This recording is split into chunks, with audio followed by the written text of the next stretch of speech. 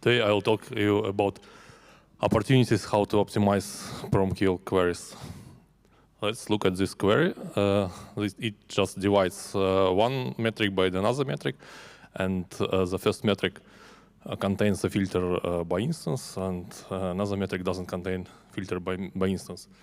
Do you know how this query works? Let's look.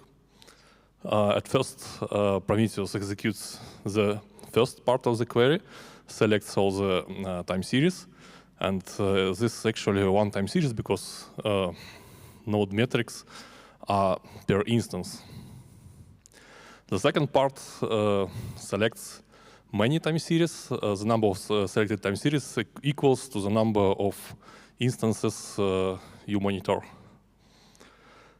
Then Prometheus finds the metric with the instance from the top of the query and divides the number from the first time series to the number to the second time series.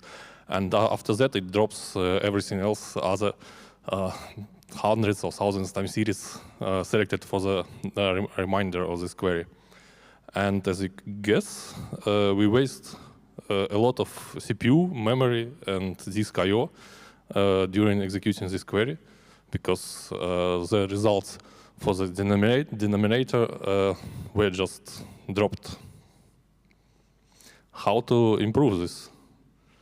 The most obvious solution is to copy-paste every filter in both into the denominator or in both parts of query. Just manually copy-paste this, and the query instantly works much faster and uses less resources. Probably there is a better solution. Yes, how about make this automatically during parsing of PromQL? Is it possible? Let's look. So, it's possible, but let's look at some examples.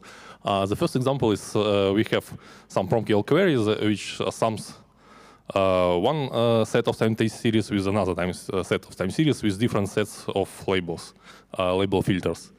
And we can optimize this query, add these filters between these queries automatically during PromQL parsing.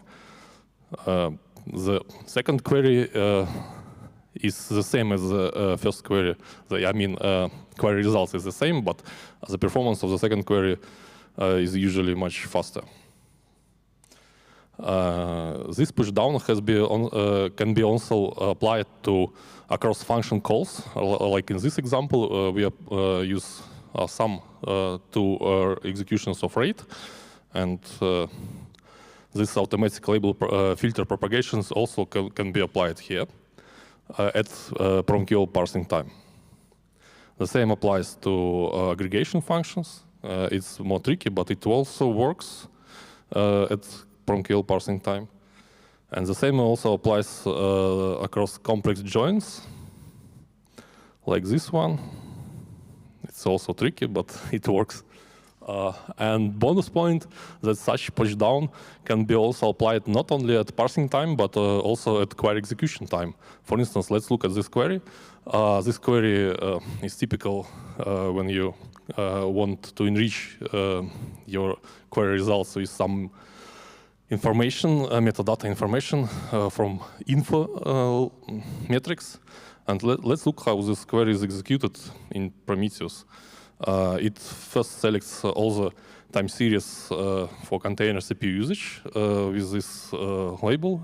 There are only a few time series usually for alert manager, because in typical Kubernetes installation you have a few alert managers.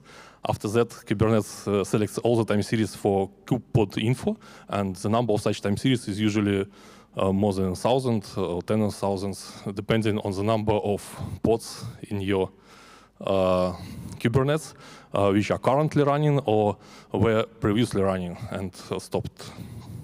So after that, this query is executed, and Prometheus just drops everything except the join on this pod from the kubepod info.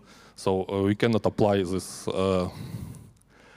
optimization at query parsing time, but we can apply this optimization during query execution. How it's applied, just execute the first part of the query, select matching time series, then detect common labels for the selected time series,